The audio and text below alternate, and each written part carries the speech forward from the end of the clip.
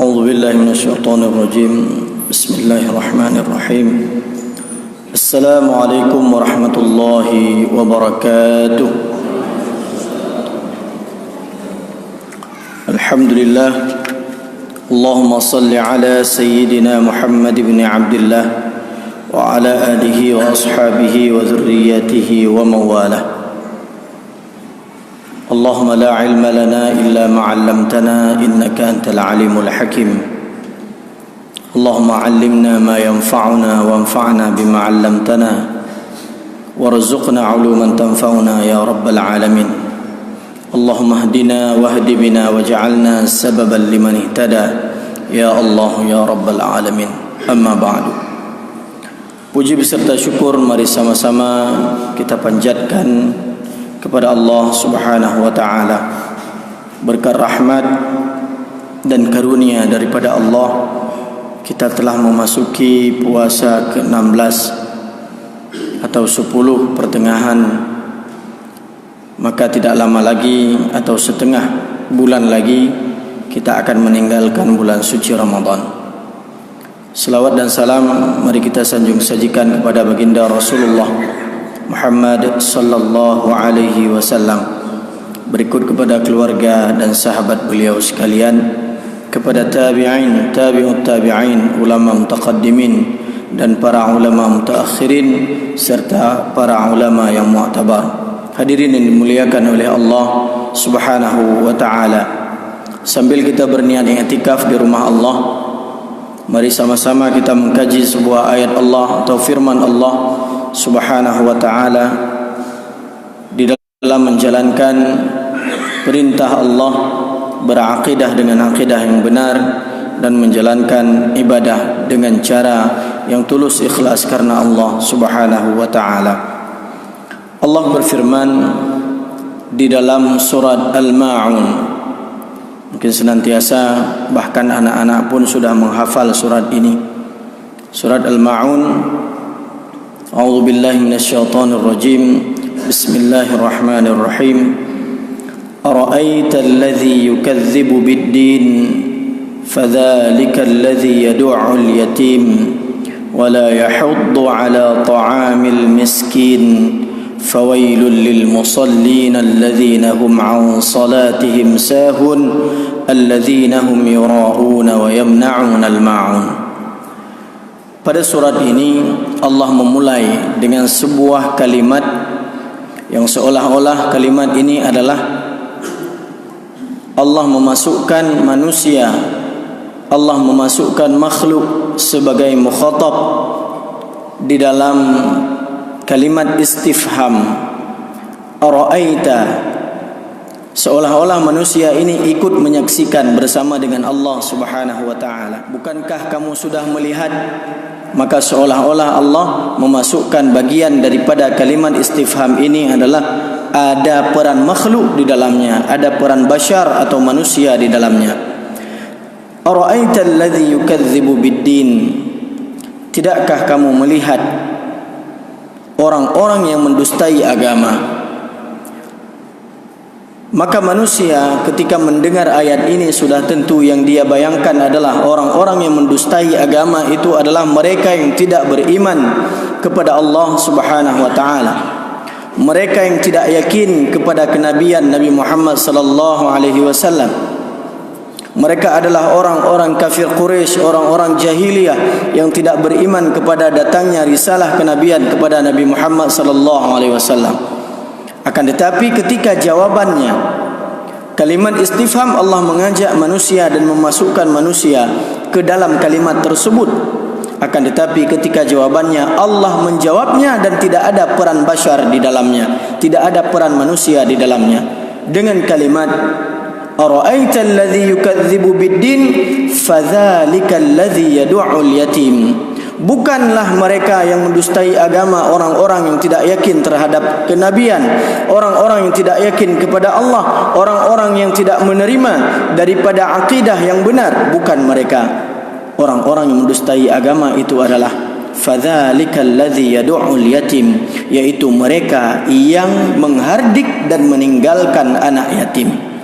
Maka hadirin yang dimuliakan oleh Allah Subhanahu wa taala, coba kita melihat sekilas tentang skala prioritas yang Allah sebutkan di dalam surat ini. Siapa mereka? Apakah terkait dengan hubungan mereka dengan prioritas mereka adalah hubungan hablum minan nas, mereka hubungan manusia dengan manusia yang lain.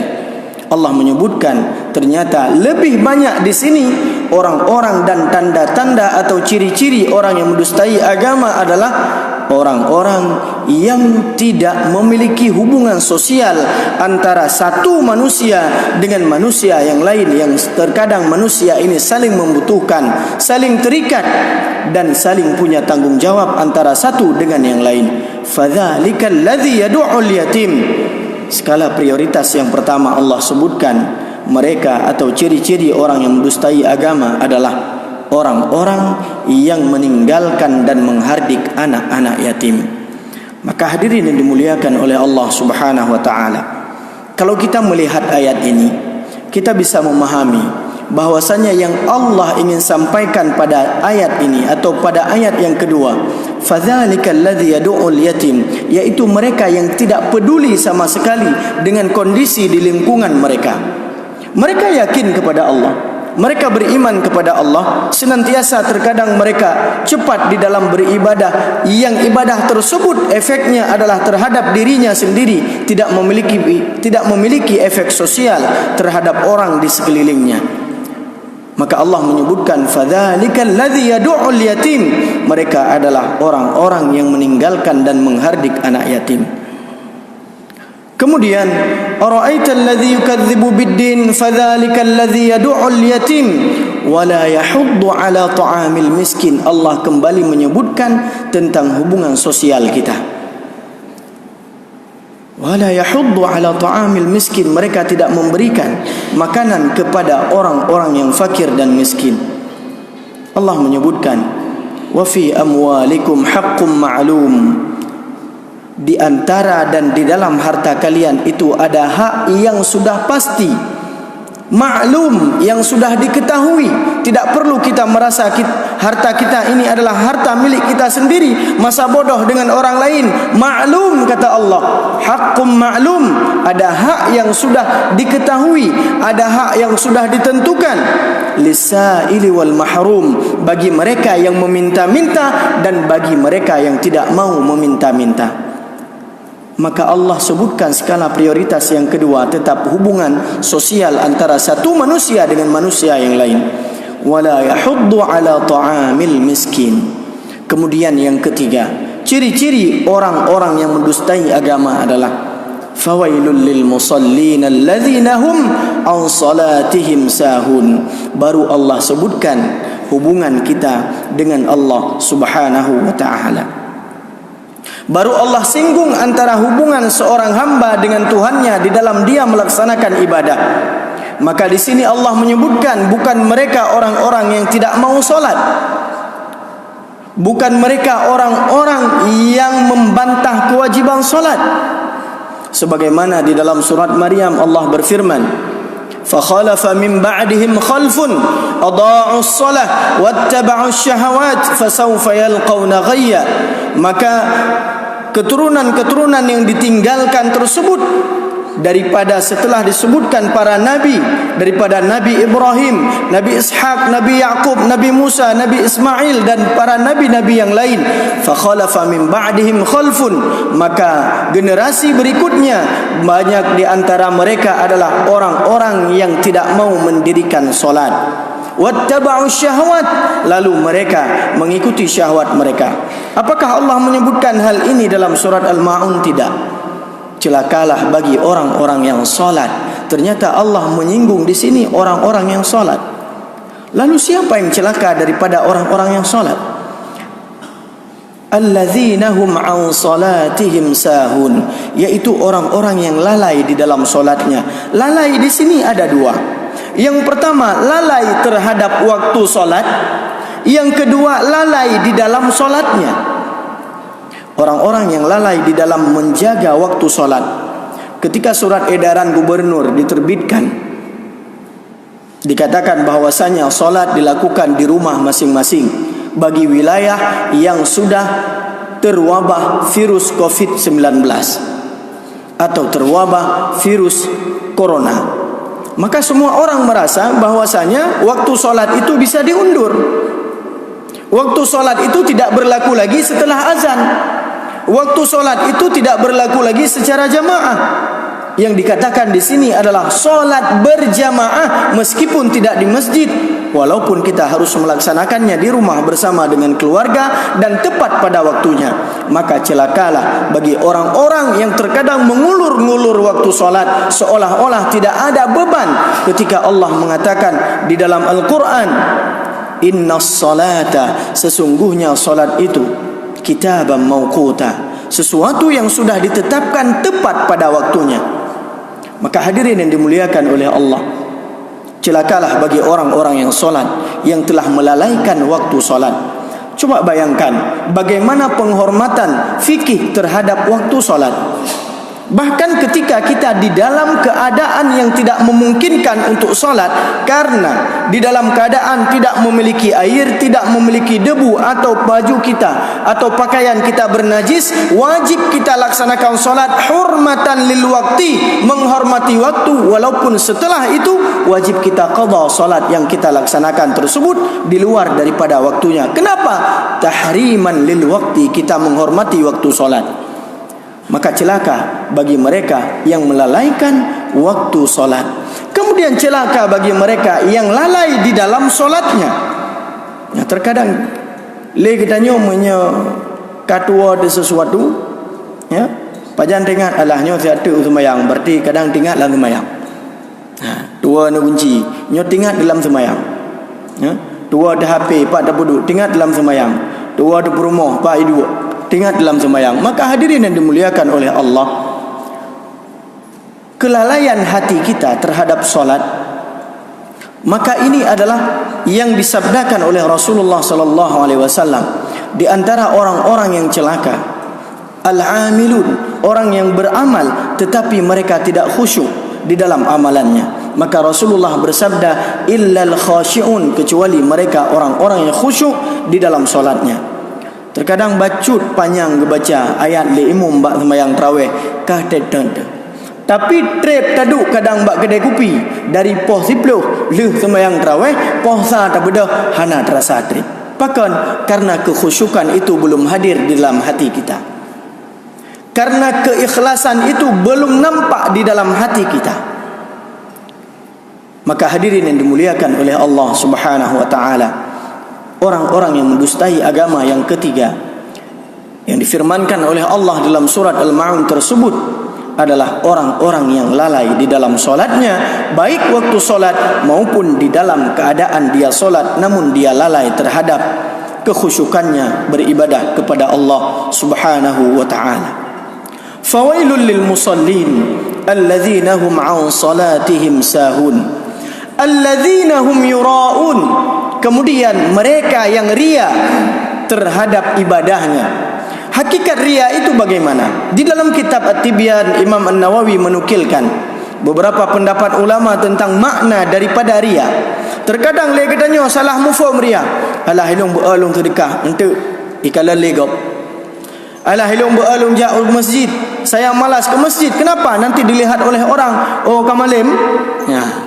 Oh kata obat. Terkadang dengan kata-kata seperti itu membuat kita tidak mau melakukan ibadah terhadap Allah Subhanahu wa taala. Maka hakikat ria yang disebutkan oleh Imam An-Nawawi adalah, ria itu adalah ketika kita meninggalkan sesuatu amalan karena seorang hamba, seorang makhluk, maka itulah ria. Ketika kita tidak mau melakukan sebuah ibadah karena dilihat oleh makhluk, maka itulah ria. Ketika kita melakukan ibadah karena makhluk, maka itu syirik. Walaupun kesyirikan ini la yukaffiruna, la yukhrijuna an dairatil kufri, an dairatil iman. Meskipun ketika kita meniatkan ulung semayang karena biar dilihat oleh calon mertua, saya solat biar dilihat oleh tetangga, saya solat biar dilihat oleh Ini adalah syirik, walaupun syirik ini adalah menduakan niat kita, menduakan Allah di dalam tujuan daripada ibadah kita. Sedangkan ketika kita tidak mau melakukan sesuatu ibadah karena dilihat oleh makhluk, karena dilihat oleh manusia, maka inilah hakikat daripada riya. Maka hadirin yang dimuliakan oleh Allah, jangan pernah kita merasa ketika melakukan sebuah ibadah ini adalah karena dilihat oleh manusia, meninggalkan ibadah juga karena dilihat oleh manusia. Akan tetapi makna dan hakikat daripada ikhlas dan tidak riya itu adalah istiwa'ul hamdi wadh-dhimmi. Istiwa'ul hamdi wadh-dhammi, yaitu setara antara pujian dan setara antara manusia mencemooh kita. Ipujo le gedanyo ketika tanyo beribadah, dicaci gedanyo ketika ta beribadah, kita disanjung ketika beribadah, kita dihina ketika beribadah. Ini sama, tidak berpengaruh terhadap diri kita, karena apa yang kita lakukan adalah karena Allah Subhanahu wa ta'ala. Maka hadirin yang dimuliakan oleh Allah, fawailul lil musallin alladzina hum fi salatihim sahun alladzina hum yuraun. Yang keempat, kemudian Allah tutup juga yang kelima skala prioritas terhadap tanda-tanda dan ciri-ciri orang yang mendustai agama adalah wayamna'unal ma'un. Mereka tidak mau membantu orang-orang yang membutuhkan. Hadirin yang dimuliakan oleh Allah, terkadang kita mempersoalkan ketika kita terjebak sebuah masalah, baik itu masalah sosial ataupun masalah ekonomi ataupun masalah keluarga dan sebagainya. Kenapa Allah tidak membantu saya? Kenapa Allah pada saat saya taat kepadanya lalu Allah tidak memberikan jawaban dan solusi terhadap permasalahan saya? Ternyata ada sebuah hadis Rasulullah sallallahu alaihi wasallam, innallaha fi auni 'abdihi ma dama al-'abdu fi auni akhihi. Allah akan membantu seorang hamba selama hamba itu saling membantu terhadap hamba-hamba yang lain. Maka orang-orang yang tidak mau dan enggan membantu orang lain, enggan mempermudah sebuah urusan terhadap orang lain, maka Allah akan mempersulit urusannya. Man yassara yassarahullah wa man assara assarahullah. Barang siapa yang memudahkan suatu urusan kepada orang lain, maka ingat janji Allah, Allah akan memudahkan urusan kita. Barang siapa yang mempersulit suatu urusan terhadap orang lain, maka ingat Allah akan mempersulit urusan kita. Maka ini adalah janji Allah Subhanahu wa ta'ala, yaitu orang-orang yang merupakan ciri-ciri orang yang mendustai agama, yaitu orang-orang yang enggan membantu orang lain. Coba lihat sekarang dalam kondisi penanganan COVID-19, banyak di antara kita orang-orang yang mata pencahariannya itu adalah harian, menyena getebiat uronyan napeng, menyehana getebiat uronyan hanapeng, menyena gedebit uronyan nangan geblau breh, menyehana gedebit uronyan gueng becak. Tidak ada yang dia dapatkan apa-apa. Maka mereka membutuhkan, mereka sedang menjerit, hatinya menjerit. Terkadang mereka malu meminta-minta. Bahkan orang yang malu meminta-minta seharusnya lebih kita prioritaskan daripada orang yang meminta-minta. Lihat bagaimana kebutuhan orang lain. Maka di sini Allah ingin menyebutkan di dalam surat Al-Ma'un, skala prioritas orang-orang yang mendustai agama ini adalah bukan mereka yang terkait akidahnya dengan Allah, bukan mereka yang terkait dirinya dengan ibadahnya terhadap Allah Subhanahu wa taala, tetapi yang Allah sebutkan di sini mayoritasnya adalah tanda-tanda orang-orang yang mendustai agama, yang tidak peduli terhadap kehidupan sosial mereka. Hana urusan terhadap tetangga walaupun dia sudah melaksanakan ibadah haji berkali-kali. Tidak ada urusan dengan tetangganya yang kelaparan walaupun dia sudah melaksanakan umrah berkali-kali. Tidak ada urusan dengan tetangganya yang menjerit anak, tetangga yang terkadang kelaparan dan busuk lapar. Terkadang kita makan berbuka puasa dengan keadaan yang perut dengan kenyang. Maka hadirin yang dimuliakan oleh Allah Subhanahu wa ta'ala, mari kita mengkaji kembali, mari kita meresapi kembali makna daripada ayat-ayat Allah. Maka hari ini kita introspeksi diri, saya introspeksi diri saya sendiri dan kita semua, muhasabah diri kita di dalam bulan suci Ramadan ini. apa yang sudah saya lakukan untuk memperbaiki hubungan sosial saya dengan orang lain. Di Mesir, orang-orang cara beribadah mereka cari kesempatan di dalam beribadah. Mereka tidak tahu apa yang harus mereka lakukan, karena mereka mungkin terkadang tidak memiliki harta yang banyak. Akan tetapi mereka melakukan hal yang kecil, terkadang hal kecil tersebut dapat membantu orang lain. Ketika keluar jamaah dari masjid, mereka cuma punya uang sedikit, mereka beli kurma. Kemudian mereka pisahkan satu kantong plastik atau plastik kecil itu, mereka masukkan 3 butir kurma. Ketika itu dia berikan kepada orang-orang. Di jalanan dia bagikan 3 butir kurma, mereka beribadah. Dengan 3 butir kurma mereka beribadah. Mungkin kalau kita lihat kurma biasa, ya, berapalah harganya, akan tetapi nilainya sangat besar di sisi Allah Subhanahu wa taala.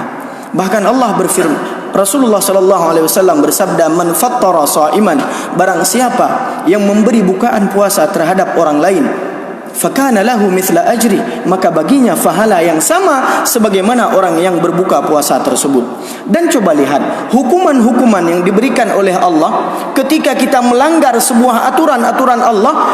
Ternyata kebanyakan hukuman tersebut adalah efeknya kepada sosial, jarang efeknya kepada kehidupan pribadi kita.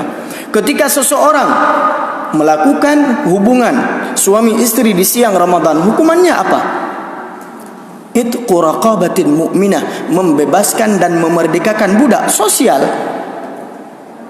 Aw shaumu syahraini mutatabi'ain, pribadi kita.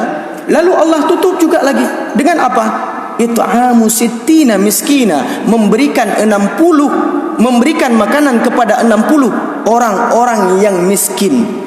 Kehidupan sosial yang disentuh oleh Allah di dalam berbagai hukuman kafarah yang kita lakukan terhadap kemaksiatan kita terhadap Allah. Kafarah sumpah, memberi makan. Kafarah ketika fidyah puasa, memberi makan. Coba lihat, Allah ingin menyebutkan di sini, perhatikanlah orang-orang di sekelilingmu, perhatikanlah kehidupan sosial di sekelilingmu, bukan hanya kehidupanmu antara dirimu dengan Allah, akan tetapi antara dirimu dengan manusia. Apabila engkau luput dan lalai daripada tanggung jawabmu terhadap orang lain, maka engkau bagian daripada orang-orang yang mendustai agama. Maka mari kita beribadah kepada Allah. Kita kembalikan diri kita kepada Allah, lalu tidak melupakan tanggung jawab sosial kita terhadap tetangga kita, terhadap masyarakat kita, terhadap orang-orang di sekeliling kita. Mereka membutuhkan, walaupun mereka tidak berani meminta-minta, maka perhatikan apa yang mereka butuhkan. Coba kita perhatikan, kita gerakkan suatu masyarakat, gerakan masyarakat. Kita bisa, semua bisa melakukannya. Orang-orang di masjid ini bisa melakukannya. Menyolong nak pegahnya orang-orang berajin ibadah subuh nejak sembahyang jamaah, kepastinya rajin ibadah. Akan tetapi mari kita mengajak diri kita, bagaimana anak-anak yatim yang di sekeliling kita ketika hari raya mereka tidak menjerit dan menangis karena mereka tidak punya apa yang harus mereka makan pada pagi hari raya. Mereka tidak iri ketika melihat tetangganya yang kaya raya, tetangganya yang memiliki orang tua. Ada anak yatim terkadang yang tidak memiliki baju baru untuk berhari raya. Terkadang banyak orang-orang Arab, orang-orang di Mesir, orang-orang di Maroko, setiap hari raya mereka berkumpul. Kemudian mungkin nasib bagdanya di beberapa tempat, saya yakin di sini ada, ya, mereka kumpulkan sedikit-sedikit daripada uang para jamaah. Mereka membeli baju dan mengajak anak-anak yatim itu untuk berbelanja. Mereka ajak ke toko, mereka ajak ke tempat baju, mereka ajak ke tempat-tempat yang mereka bisa membeli pakaian baru. Bagaimana bahagianya anak-anak tersebut yang terkadang mereka memiliki orang tua. Setelah beberapa tahun orang tuanya kembali kepada Allah Subhanahu wa taala, mereka memiliki kembali orang tuanya, di mana masyarakat tersebut menjadi orang tuanya. Mari kita bayangkan, hadirin yang dimuliakan oleh Allah, kenapa Allah memerintahkan bagi kita untuk menyantuni anak yatim. Bayangkan, begitu hari raya akan tiba, kita kembali kepada Allah, kita tinggalkan anak-anak kita di dalam keadaan yatim. Seandainya tidak ada yang memperhatikan, bukankah hati kita bersedih? Bukankah hati kita susah? Bukankah hati kita gundah? Pakan hana thaw permen anak long. Ya Allah, anak leong kaikli uroraya. Ya Allah, takbir berkumandang sedangkan anak saya belum punya apa-apa untuk mereka pakai besok hari raya. Itu anak kita. Tidakkah kita membayangkan itu adalah anak-anak kita? Orang tua mereka telah dikembalikan, telah dipanggil oleh Allah Subhanahu wa ta'ala. Mari kita sentuh hati kita, karena di dalam hati ini ada keimanan. Orang-orang yang beriman senantiasa, orang-orang yang memperbaiki hubungannya dengan Allah, dan orang-orang yang memperbaiki hubungannya dengan kehidupan sosial mereka. Hadirin yang dimuliakan oleh Allah, jaza pahala bagi orang-orang yang menyantuni anak yatim, bagi mereka yang membantu fakir miskin, khususnya mereka yang menyantuni anak yatim adalah ana kahataini fil jannah, ana wa kafilul yatim, kata Rasulullah, aku bersama dengan orang-orang yang menyantuni anak yatim begini di dalam surga. Beliau mengisyaratkan dengan dua jari jemari beliau. Begitu rapatnya, begitu rapatnya. Sudah tentu Rasulullah di dalam surga. Kalau Rasulullah mengatakan aku begini dengan orang yang menyantuni anak yatim, maka posisi kita di mana? Sudah tentu bersama Rasulullah sallallahu alaihi wasallam di dalam surga Jannatun Naim. Mudah-mudahan kiranya Allah berikan kemudahan bagi kita untuk senantiasa melihat saudara-saudara kita yang sedang membutuhkan, dan Allah terima amalan-amalan kita, dan Allah jadikan setiap harta yang diberikan oleh Allah sebagai amanah, dan Allah berikan harta kita disucikan dengan apa yang kita infakkan di jalan Allah, dan itu akan abadi yang akan kita petik hasilnya di hari akhirat kelak. Amin, amin ya rabbal alamin. Astaghfirukum katsiran. Saya mohon maaf apabila di dalam kata-kata menyinggung perasaan kita semua. Billahi taufik wa hidayah. Assalamualaikum warahmatullahi wabarakatuh.